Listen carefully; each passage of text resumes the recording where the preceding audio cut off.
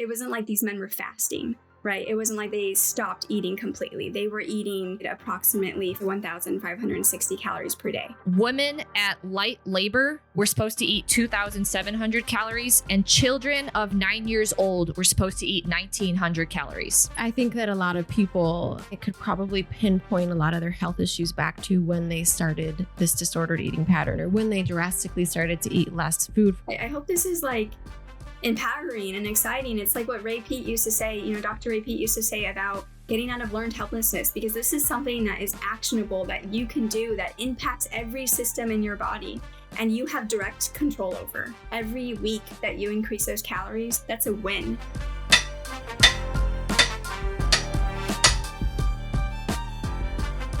Welcome back to the Rooted in Resilience podcast. Today, we are again joined by our friend Kathleen. And so in this talk today, we're going to continue the discussion that we had from Kathleen's intro podcast from a few weeks ago. Definitely tune into that if you guys have not. She shared a very powerful healing journey to give everyone hope that healing is possible. And one of the main takeaways from that episode is the importance of eating enough food. And so that's going to kind of be one of the main topics as we move forward with more and more conversations with Kathleen.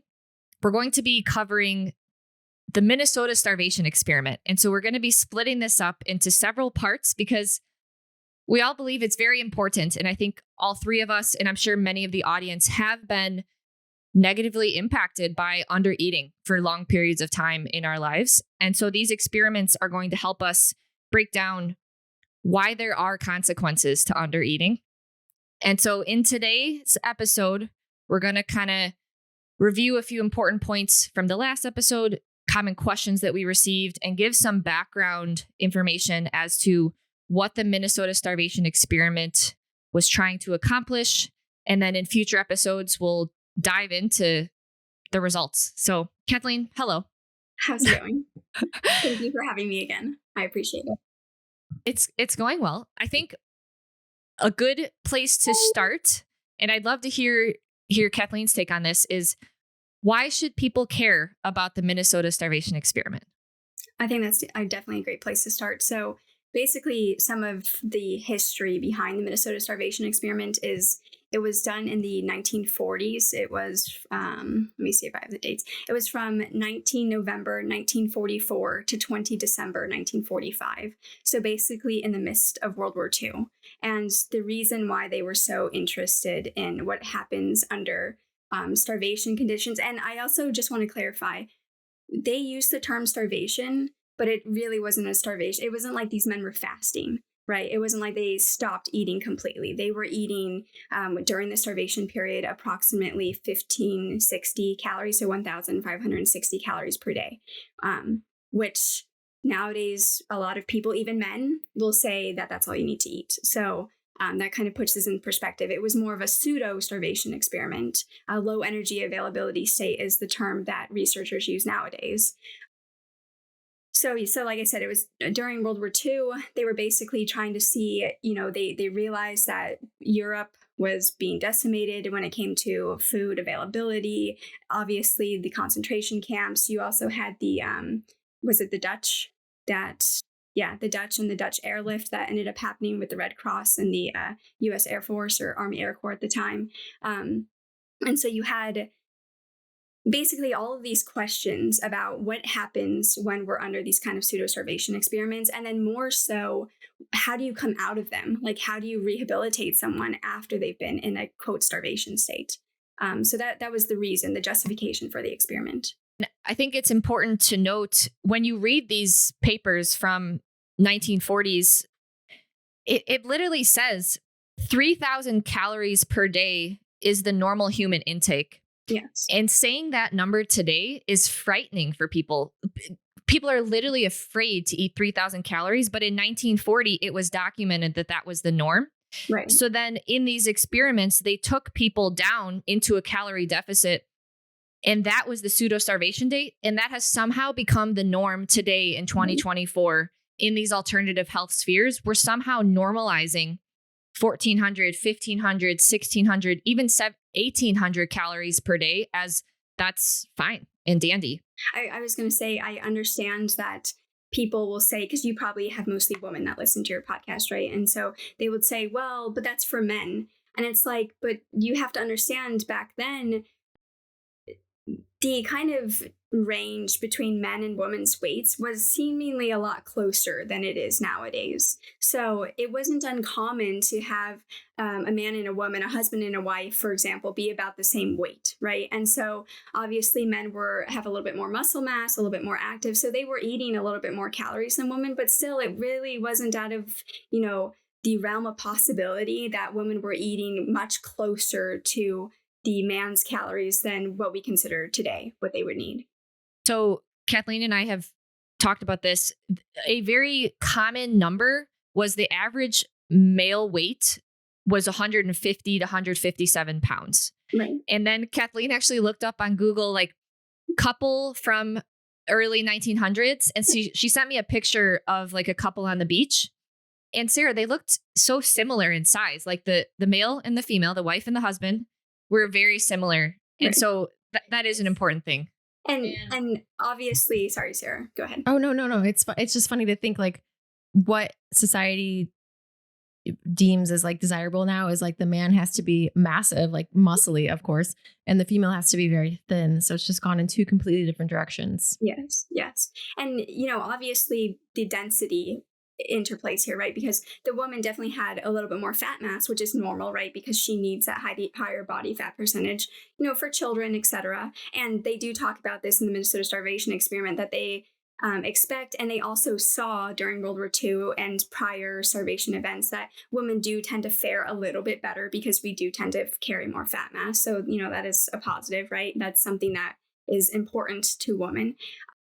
But so they look about the same, but obviously men carried a little bit more muscle mass, which means, of course, that they're probably going to need a little bit more calories. But again, not like these absurd differences that I think people believe there are between the two nowadays. So something that is important to note is I don't think that this experiment can ever be done again. Right. Because the ethics of this are so questionable. And so that's why I think it's so important to document all the results, because I don't think we're going to see anything like this ever again. And again, it took place in the 40s, and their main goal was to document both the morphological and the functional changes brought on upon, they say the word starvation, but they really just mean undernutrition, calorie deficit for a prolonged period of time. Yeah. And so kind of a little bit more the general setup. So they first did a 12-week baseline control. People nowadays talk about that as like a standardization diet. But even then, like nowadays, you would never see a 12-week standardization diet. Like there's just not enough time for stuff like this.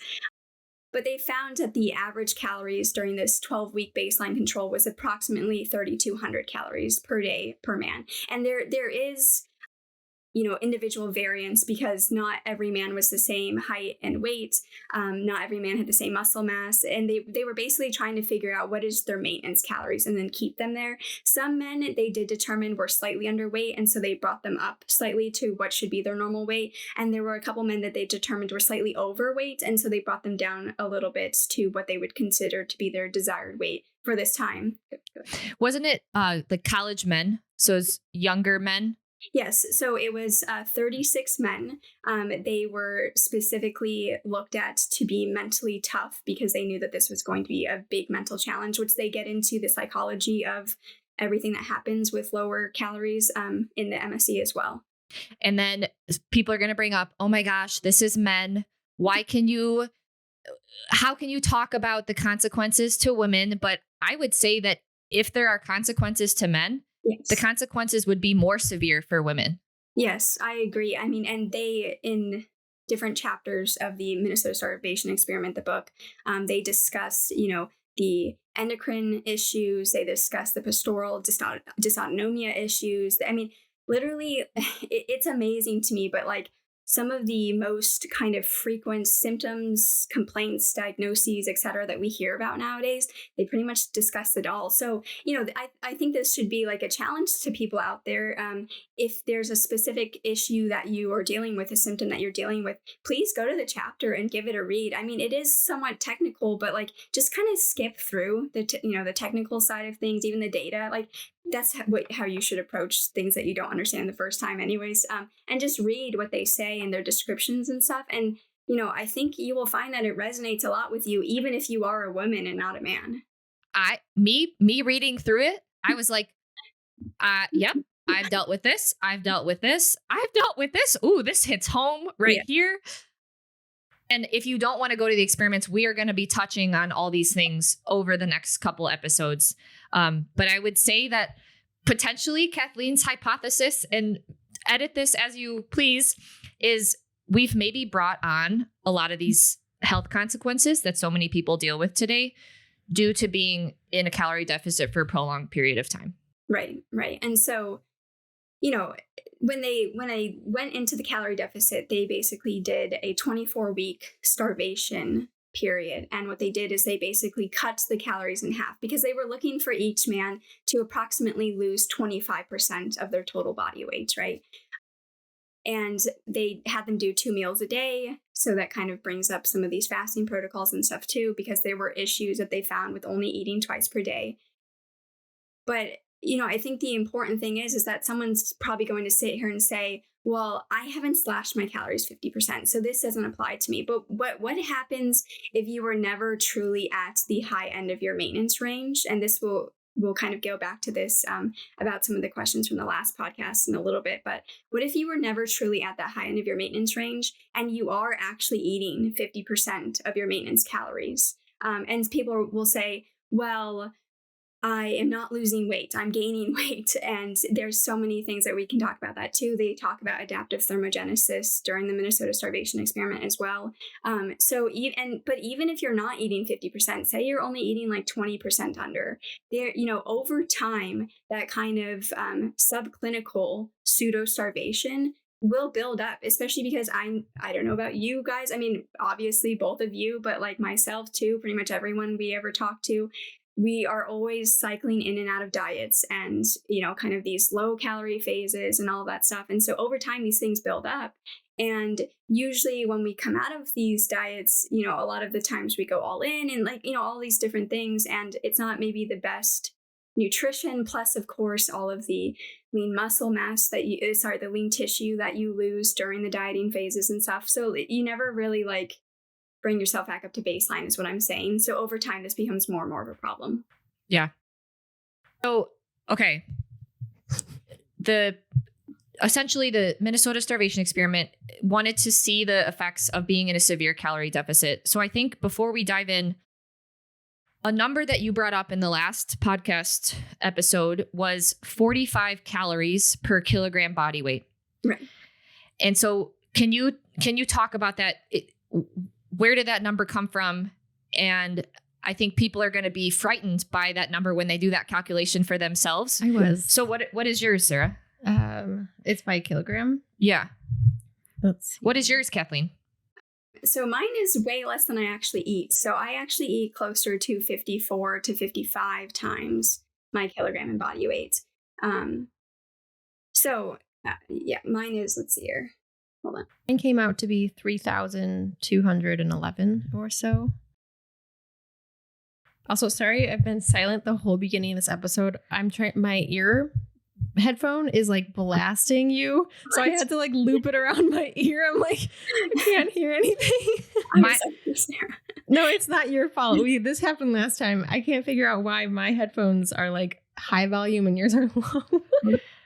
My calories are at 2,800, but I eat more than that. And so, yeah, what is yours? So mine is 2,352, and I eat, wow. Yeah, I approximately about 2,800 to 3,000. Oh my goodness. Yeah. And people will say, okay, well, she's breastfeeding, and I am breastfeeding, but even when I'm not breastfeeding, I still eat that much. So that is my norm. And okay, where did this kind of 45 number come from? So there's some studies that talk about like nitrogen balance and all of this stuff. And they kind of give a range of 44 to 48 times a kilogram of body weight. And so I've just kind of over the years when working with people, 45 is kind of like that first number that we really aim for. And I just, it's just a number. Like there are so many questions that come up when you give a prescription, right? And so I just want to say, if you're at 42, 40, like whatever it is, and you're feeling stuffed and you're like, oh, I can't physically eat anymore, then like, please don't force yourself. And the other thing too is that when I say slow, I mean very, very slow when you're working towards this. And people, when they think they're going slow, they're going way too fast and they need to go slower. So we're talking about like adding an additional 5 to 10, maybe depending upon, men can add maybe closer to 25 to 50 calories per week. So at the beginning, it's like really in the realm of error, right? Because we all know from tracking that like you're off, you could be off by like 200 calories and that be in the realm of, normalcy, basically. So, at the beginning, it's very small amounts, but after a year, like doing that very slowly, you can see how you can finally get up there. And, the number is also just a number too. I am more concerned about, or the biggest consideration to me is, again, finding that high end of your maintenance calorie range.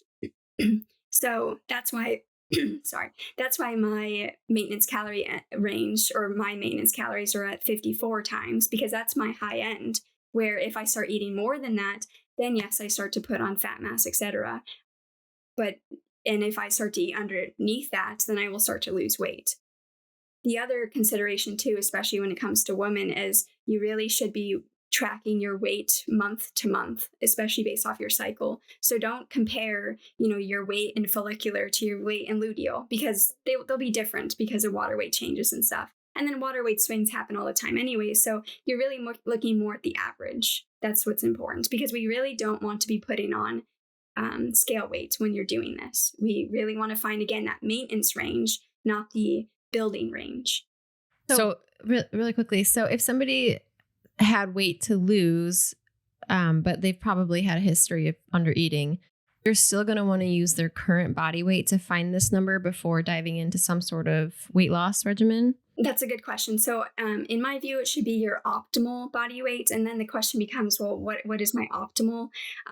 And that's an important question. And, I guess I don't necessarily have an answer to that, other than, again, don't be so beholden to the actual number, the 45 times. Literally just slowly over time, continually, slowly increase your calories and see what's happening over a week's time. And see if it seems like you're starting to slowly put on weight. And again, I just want to say too, if you wake up in the morning and you see like 3 pounds gained, that's water. Like even a pound gained, that's water. Like if you're adding 5 calories, 10 calories a week, and you wake up on Friday and you're like up 3 pounds, that's water weight. That's not fat that you just gained overnight. So you kind of can start to see like, okay, yeah, it really does seem like I'm gaining weight. And then that's how you kind of limit this. And the whole point of us talking about this 45 calories per kilogram number is to just, I think it's a good action item for the audience to do, to just kind of tune in and assess, hey, are you eating enough for your body? And I think that a lot of people aren't. And tuning in with what you're eating on chronometer, tracking for a little period of time, and very slowly increasing over time. Then that way you're not so fixated on your symptoms and diagnosing yourself and feeling like you're broken, and instead maybe practicing some acceptance of, hey, maybe I've been in such a low calorie diet for such a long time that there are consequences to that we will discuss. And many people will say like, oh, this is just like one experiment, like right. Who cares? But in the background section of this Minnesota starvation experiment, they talk about several other instances that doctors have reported, like at a French mental hospital or the Carnegie experiment.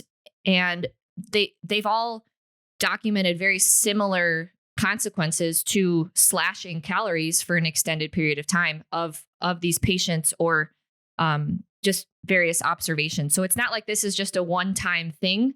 It's kind of a buildup of what doctors have collected to prior. I know that. So we've kind of built up to this. Can we talk about what the symptoms that arise tend to be? Yeah, so I mean, like I said, it hits every single system in the body. And so like I think this is actually very good news, because I think based off of, the first podcast, and I also, stepping back really fast, I had a lot of people message me and be like, well, what about this symptom? What about this diagnosis? Like, is it going to help me? And first of all, I don't know. I think it is a great foundation to work off of. I think that there are some amazing healing protocols and stuff out there, everything. I mean, there's so many different things that people can do. And also I will say placebo and nocebo are incredibly strong things, right? But as at a minimum, I think working on this and getting this quote right is one of the best things you can do, at least from a biochemical side of things. Quick. So on that note, like all these symptoms and conditions, an important quote that I wrote down, this is from the Minnesota Starvation Experiment, is just, these are adaptive mechanisms protecting the individual organism from non-essential energy expenditure. Right. And so kind of understanding that the body is purposefully having to downregulate something that is not essential to the body staying alive because it's not getting enough energy in. And just understanding that the body is a whole, it has to keep you alive. So if you aren't getting enough energy in, you can't expect all of the different organs and functions to work properly. Exactly. Yes. So some people, like I said, asked me about, what about these symptoms and stuff. And I also just want to say what we talked about last time, that was not my exhaustive list of symptoms and diagnoses. I mean, I have full pages more, but that shouldn't really matter, right? Because again, as you can see, this hits everything. So, they talk about the morphological changes of what happens to your physical appearance, your body fat, your organ and tissue changes, so your viscera, your endocrine gland changes, and hormonal profile. They talk about what happens to the heart and to the intestines. They talk about what happens psychologically, depression, anxiety, rumination, thoughts about food control. When am I going to eat? Let me sneak food. Kind of. Yeah, so there's all of that side of the psychological side. They talk about what happens to the skin and the hair, the bone and the blood, literally every body compartment and body system they discuss. So I wrote down some general trends. And again, guys, future episodes, we're going to dive into these like in depth.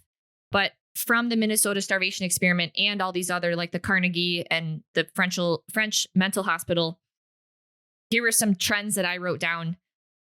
Tolerance for cold, so always requiring more and more layers. Became very irritable, very easily annoyed. Emotional instability, less social, so it's too much trouble or too tiring to content with other people. And gosh, that hit home for me, Kathleen. That really hit home for me. It is still like, I feel like once you kind of go through that, it almost becomes a personality trait of yours. So I'm like still kind of working out of that one, where it's like, the thought of going to an event or to see somebody else is like kind of exhausting just to even think about it.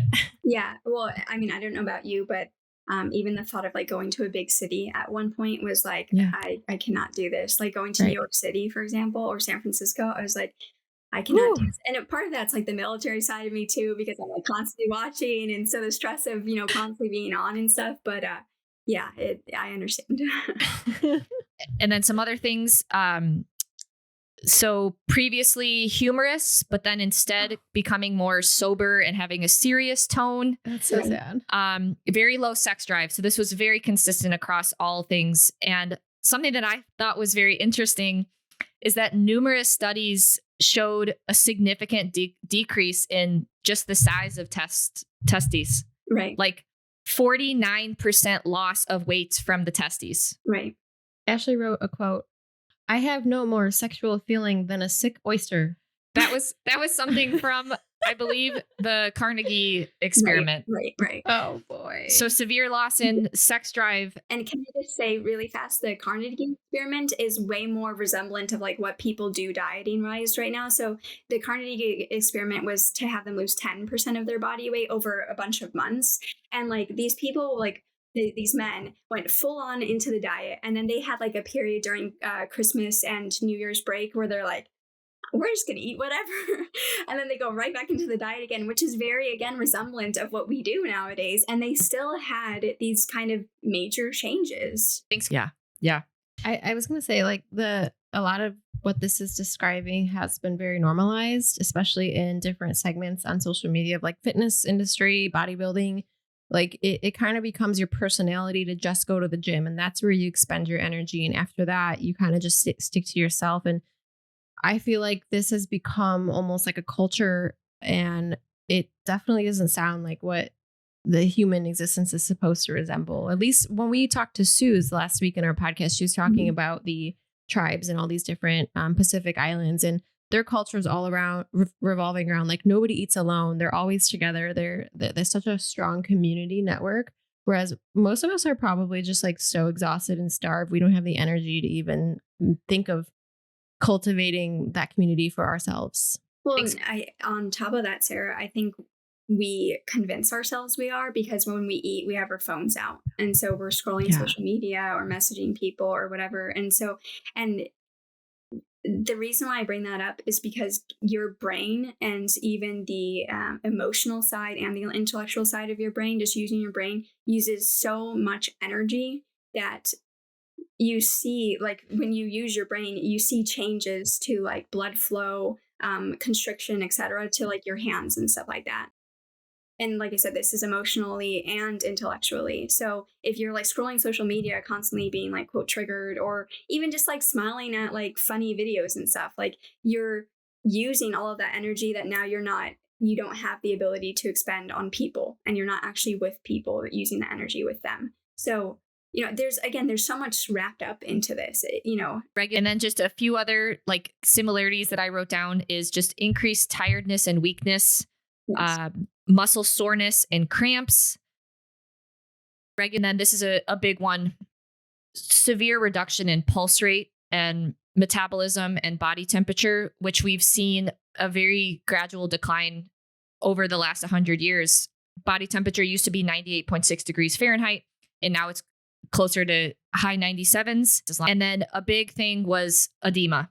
And so the increased hydration of the body, which is, I think, really hard thing for people to understand because they're losing weight, yet the water percentage of their body increases. And I know Kathleen sends us these videos of these bizarre.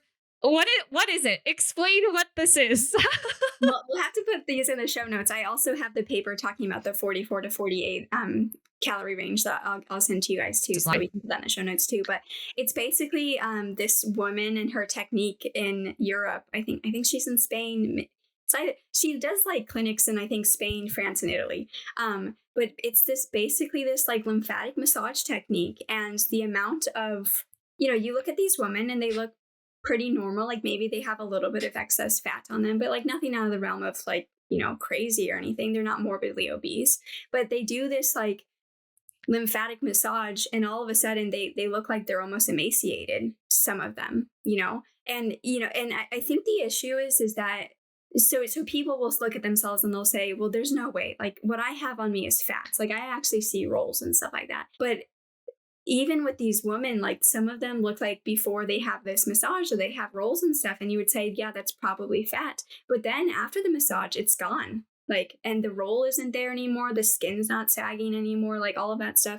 And so people think, well, how can that be possible? Because I think the reason why people think that is because I think people think that the body and cells are more like a balloon and filled with water. And so if I were to like push on the balloon, so like pitting edema, basically, if I were to like push on the balloon, I would move the water away and you would see this indent and stuff. Where a lot of people have non-pitting edema. And I think that's what is going on here, is you have this non-pitting edema all over the place.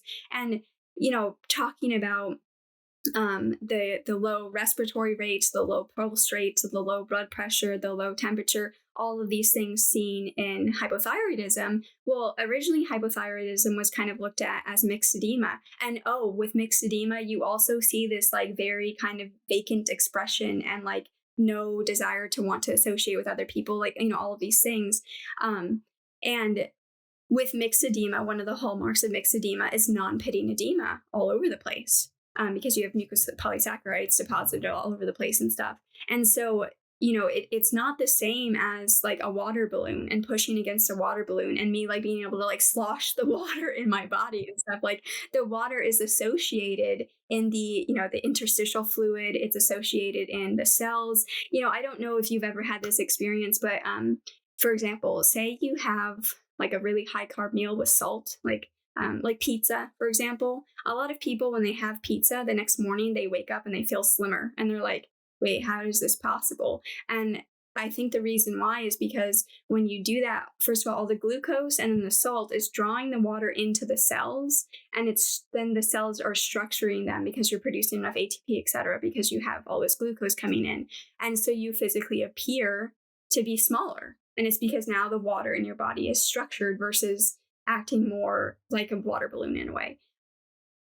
So we can talk about that in future episodes. But so that was just a very consistent, like across all of these different studies, and a huge chapter in the Minnesota starvation experiment is edema. So just water retention. So as these people were losing more and more weight, they were losing muscle tissue, but the percent increase of water in their body was rising. Right. Well, and also, go ahead, Sarah. No, I was just going to say that the phenomenon that you're talking about, like eating the pizza and then looking thinner, again, back to the fitness world, because I spent so long, in that community. That is seen so often where like a coach will say, okay, go take a cheat meal. And the next day they wake up and they look even better, like almost like they just shed 5 pounds of water. Right. But really, like you said, it just kind of like structured everything and went to the right place. So I've definitely witnessed that in my own experience too. And so Sarah and I joke because we think Kathleen noticed this when we first jumped on, but I still have edema in my face. Tell the story. It's really funny to me. So we have like we're on WhatsApp with Kathleen. She's helping us with some things, and she put in our documents like this lymphatic facial massage exercise. Like she put it in both of our documents almost immediately right after the last podcast episode. And so she didn't say anything about it either, like no word. We just both happened upon it, and we were like, Kathleen looked at us and said, waterlogged. But like I've think back, truthfully, if I think back, I've been lean my whole life. But I've always had a big face, and trust me, guys. There's like a lot of structure. I'm not self-conscious about it. Like I don't care. But it's interesting to note that I've had edema in my face despite being very lean, like always 6-pack, like at a young age. And so this edema phenomenon, I still see it for myself, and I'm not trying to like say pity me. It's just, it shows up consistently in these experiments. And then you start to look at people around you and recognize like, some people probably have some edema and waterlog issues. And Kathleen, I'm curious on your thoughts, because I know people are going to bring this up. Well, how can you say that people aren't fat? How can you just go ahead and say, oh, everyone's problem is water retention? Well, yeah. Yeah. And I'm definitely not saying that. I do want to remind people, though, that on average, people are making about 30 liters of fluid a day just from normal cellular processes and stuff. And most of that just gets, from the osmotic balance and stuff like that, it just gets sent back into circulation, and, we pee it out, like all of this stuff. And then like about 3 liters stay in these kind of like interstitial spaces, and that's where the lymphatics pick it up.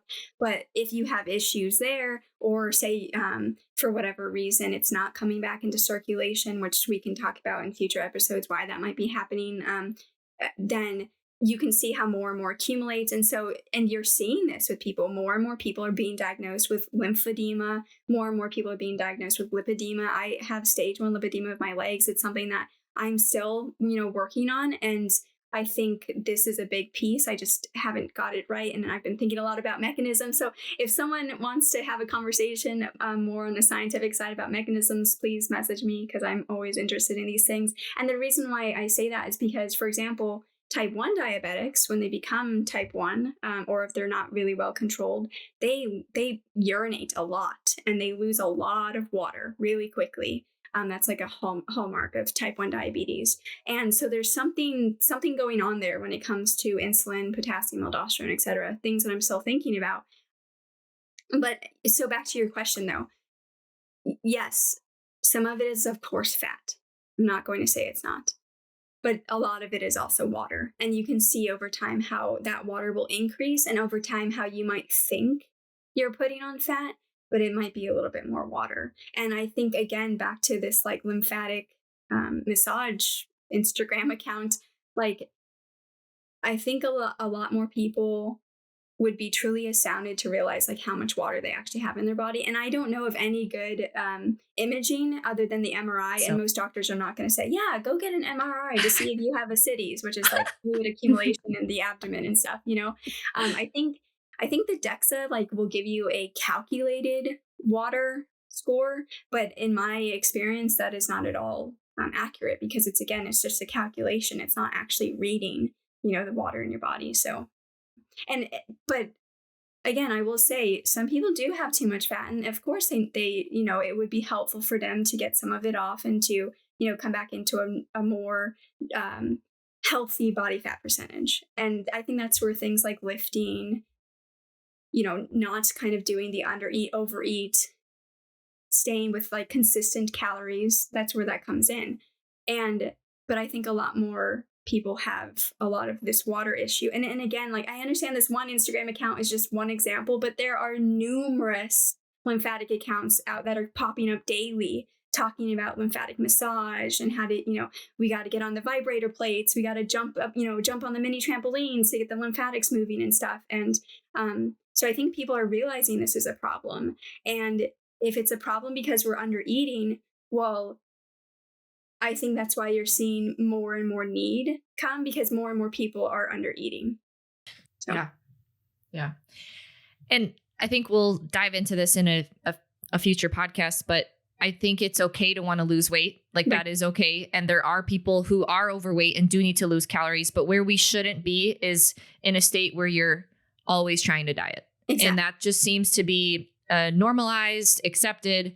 And so you can see this consistent trend of people undereating, and then binge, right. And then undereating, binge. And so that's just not going to lead to a well-functioning body and potentially more water retention. And at the end of the day, it's not going to lead to the desired physique or body function changes that we want to see. And instead being at a consistent calorie range that's appropriate for your body weight for a period of time, and doing a planned calorie deficit where you lose body fat and be in that period of time for, it's short. It's not an extended 12-month thing.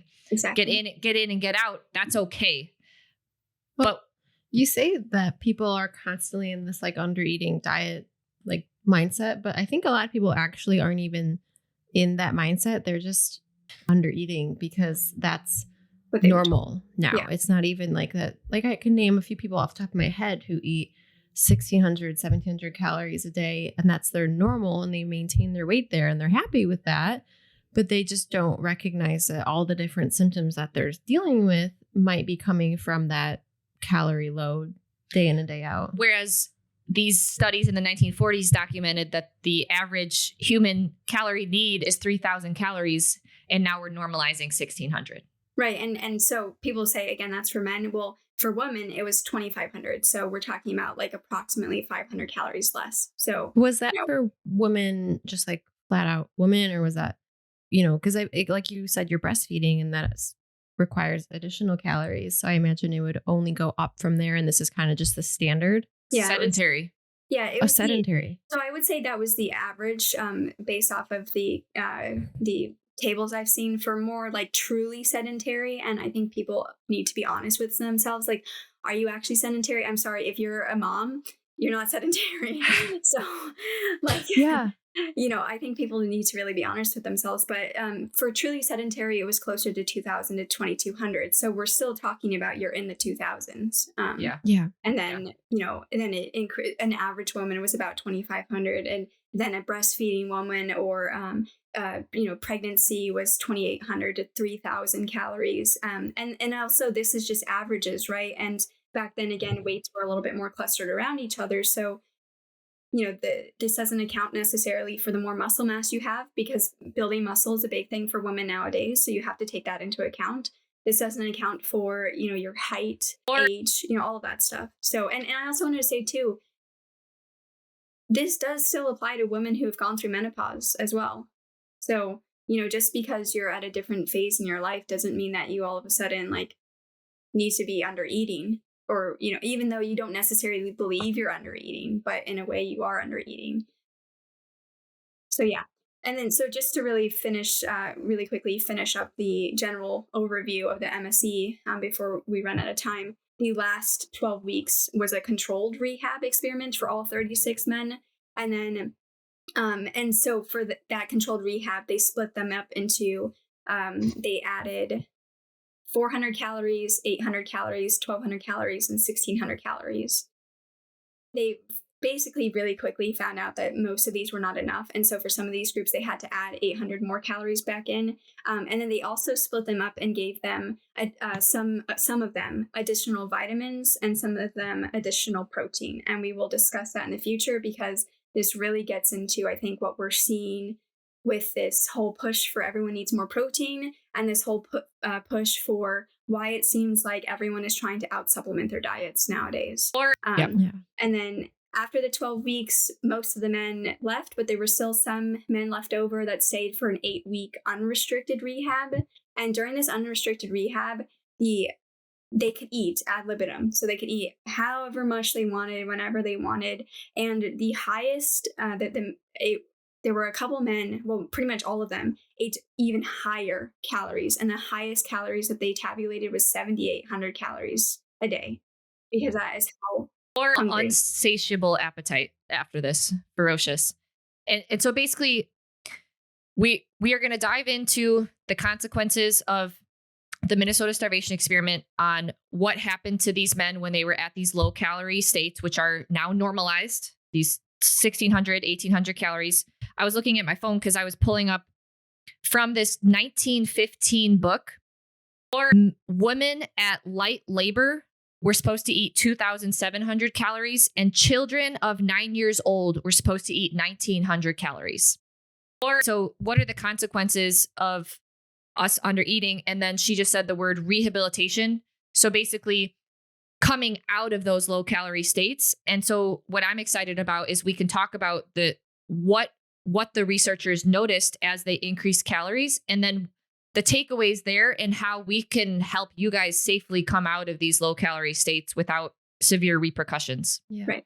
And again, I just want to emphasize too, none of us are saying that no one needs to lose fat mass, because I think some people might listen to this and take a blurb or whatever and just say, oh, these women are just telling you to eat more calories and everyone's under eating and you got to get to this number and stuff. And none of us are saying that.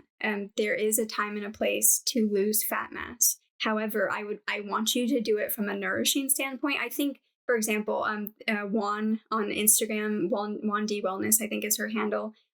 She's a little bit older and she works with an older clientele of women, but she always says, I will not put you in a deficit until you can prove to me that you're at maintenance and you are crushing maintenance and you're at a stable weight and, strength is going up and all of that stuff. Because she was like, if you cannot crush maintenance, you're going to fail at your calorie deficit. And especially psychologically, I mean, there's so many things that go into that, but, before going on another diet, see where the high end of your maintenance range is. Get there.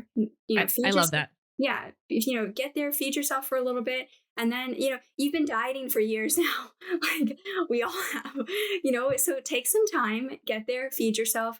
And then in a couple of months, try a diet, assuming that it's the right time, you're psychologically ready, you're tracking, whether you're using calories or the plate method or whatever tracking you're using, like actually prepare for it, prepare your body for it, make sure your body's in a good place, and then do your diet, and then come out of your diets. Like, don't continue doing it. Like, come out of your diets. And again, find that high end of your maintenance range again. Stay there for a couple more months, 6+ months.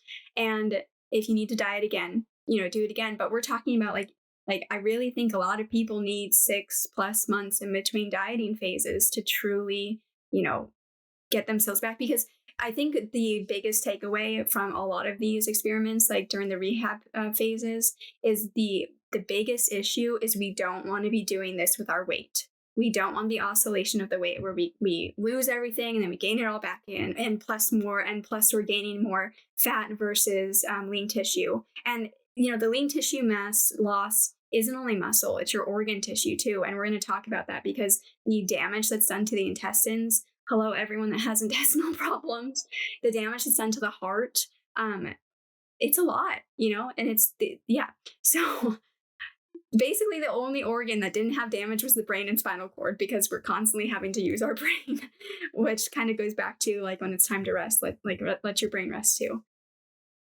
But yeah, so, look at this as a longer term gain. But again, you've been doing this for 20, 30 years, right? And so at this point, it's like, give yourself 2, 3, 4 years to quote, get it right. And then you don't have to worry about it again for the rest of your life, So that would be, I think, the take home message. Or she just said years. Yeah. She just said years. That's an important thing. No one should, there's this message going on about all in, where promotion of just like eating whatever. And I think that that's a very dangerous thing, because adding weight back on very, very quickly is just going to lead to more problems. So take it slow. Take it slow. Right. Because like we just said, when they put the weight back on, it's not muscle. I mean, yes, you put some muscle back on, you put some organ weight back on, but it's mostly fat mass. And that comes with a whole host of other issues that you don't want to have to deal with, So Yeah. Ooh, I definitely did that. I hope this is like empowering and exciting. It's like what Ray Peat used to say, Dr. Ray Peat used to say about getting out of learned helplessness, because this is something that is actionable, that you can do, that impacts every system in your body and you have direct control over. Yes, it takes a little bit of time, but like every week that you increase those calories, that's a win. Every week. And yes, food quality, all of that stuff is important. Like I'm not necessarily saying like just eat table sugar all day long. But however, if you want to add some table sugar, like I'm all for that, but yeah, anyways, this should be a win is what I'm saying. I did see somebody's post. It was just funny, the timing of it, regarding that there's a message going around that you just need to eat more calories. So it's very much what we're talking about right now. And this person saying that, no, it's not about eating more calories. It's about everything circadian. So that the Jack Cruz mindset of, get your lights. Like I follow a lot of this. I think you do too. Is just obviously you want to stay light at the right times of day. You want to be following that. But that would be something interesting to talk about too, is more so like, is it only that, or like, does eating more food still play a role in re-regulating your body and your metabolism? So yeah, I think we should. I'll send you what I'm talking about. Yeah, we should definitely talk about that. And, also I even people like Paul Saladino, I know a lot of people like bash on him, but I think he said something somewhat insightful the other day in a discussion that I heard of him, where he was saying that people that put on a lot of fat mass, that a big issue is because they're not getting those macros through the citric acid cycle, and also beta oxidation, glycolysis, etc., and the electron transport chain to then go make ATP, CO2, water, NAD, etc. And that's one of many reasons why someone might be putting on fat. So yeah, so anyways, I think there's a lot here that one can do. And I hope that this is empowering and like it gives you this confidence of like, okay, well, maybe this isn't my full answer, but if I get this big part of it right, then I can focus more on the next hierarchy of needs of, what do I need to figure out next? So. Yeah. I think this really, really, if someone were to think back in their last 20 years, and if one really has been on a very restrictive diet mindset, this likely applies to you. And so again, it's not going to apply to every single person, but looking at these symptoms hit home for me because I've been through many, many, many years of restrictive eating, not eating enough calories, and never in like an anorexic, really low calories, but I was in a small deficit, and that small deficit built up year after year after year after year. Yeah. A lot of people that you see with health issues all have like a common background of at some point in their life either had a diagnosed or undiagnosed eating disorder. Mm-hmm. And maybe that came from their health issue where like they became afraid of food, which is completely reasonable. Like that happens, somebody says oxalate and then you don't eat sweet potatoes forever. So I think that a lot of people without recognizing it could probably pinpoint a lot of their health issues back to when they started this disordered eating pattern or when they drastically started to eat less food for whatever reason. Maybe you were fat or overweight or for myself, I see that. I very much see that there was a timeline where I, like Ashley said, underate, not a huge deficit, but enough, especially during puberty. And then I did go through the carnivore stuff where I ate like very low calories. And my life before then, my behavior was more childlike. I was more spontaneous. I took opportunity. I went out more. And then my behavior after reflects what we just talked about in that study. I say to myself, I ruminate, like a lot of those different personality traits that weren't really a part of me when I was younger. So if you can identify that for yourself, when you really like your whole life switched, basically, it was not just like your eating habits. Or be an interesting thing to think about. Can I say one more thing? Yeah. I also want to give people like grace because it's very easy to be in a low calorie state in the current health and wellness space because everyone is afraid of food. And so you hear someone bring up the word lectin, oxalate, phytic acid, and then you become afraid of these foods. So you remove like large food groups from your diet. And when you are in a restrictive eating phase, it's very easy to undereat. Very, very, very easy. And so people who aren't really monitoring how much they're eating and they're instead just restricting based on, maybe they don't digest something well, or they're afraid of oxalates. That's a tough place to be in because you've eliminated entire foods that our ancestors ate for a long period of time. And you're left with a very limited group of foods. Oh yeah. That's why Kathleen in our first episode said, take whatever you can tolerate and try to eat as much as possible of those over time slowly and go from there. Right. And that's, I'm not going to judge what foods you choose and choose not to eat. I think that when you get to a state where you're robust, I think that you can eat pretty much anything within reason, within limits. Like I think if you want to go out and have that steak dinner at some restaurant with your husband or wife or, whoever, like I think you should be able to do that, every once in a while. But because you get the robustness, the strength, etc., from being resilient because you have all of these new, macros and micros coming in that you can handle these things. But yes, I'm not here to judge what you eat. If you eat whatever, slowly over time, increase the amount of it. And then slowly over time, like, if you really want to try something, if your body's like, I really want this and you're being intuitively called to it, like allow yourself some of it. I would just recommend like a very small amount, like 1/8 of a tablespoon or something like that, just to make sure that you don't have like a crazy response to it at the beginning. And then, slowly increase it from there and stuff. Yeah, I think that's very practical advice that somebody can take from this episode and maybe start to apply to their life. So I'm excited to keep going along this topic. And I know that many people are going to resonate with the symptoms of these experiments. Oh, yeah. I for sure did. Yes. Yeah. And really fast too, just to like end the basic setup of the experiment, they did have to do some basic work tasks, but they were clerical in nature. So nothing like crazy intellectually wise or physical. And then they did have to walk 22 miles a week.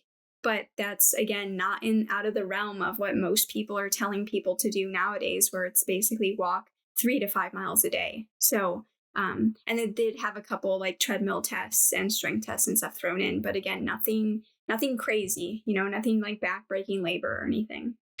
This And this was a controlled experiment. So many of the studies you may read today are from like dietary recall. So it asks people to fill out a questionnaire of, oh, what do you think you ate last week or last month or last year? These college male students were in a area and they were only given the food that they could eat. And so the researchers had tight control of their total calorie intake during the entire time. Right. And they actually, like, as they got further into the restricted period, the starvation period, they had people monitor, like, you're not being slipped food. And they had them like go as buddies and stuff like that to hold each other accountable. I mean, how much of this sounds like dieting culture nowadays? Like, right? Like, I need my buddy. And then again, I'm not trying to disparage anyone or make fun of anyone because I was there too. But it's like, I need my buddy to like keep me accountable and make sure I don't overeat or I don't eat, the Snickers bar, like whatever it is. Well, that's literally what they were doing during the experiment too. So, yes. So I hope it resonates with a lot of people. There's so much here. Like I said, if this interests you and there's like a specific symptom that you have that you're interested in, I guarantee you it's contained in the study in some way. Maybe not the actual diagnosis, but for sure the symptom. So, please give it a read or wait for the episodes to come out for us to discuss it. Yeah. More coming soon. All right. Thanks, Kathleen. We appreciate it. Kathleen will be a regular guest on the podcast as long as she allows it. So more to come. Thank you.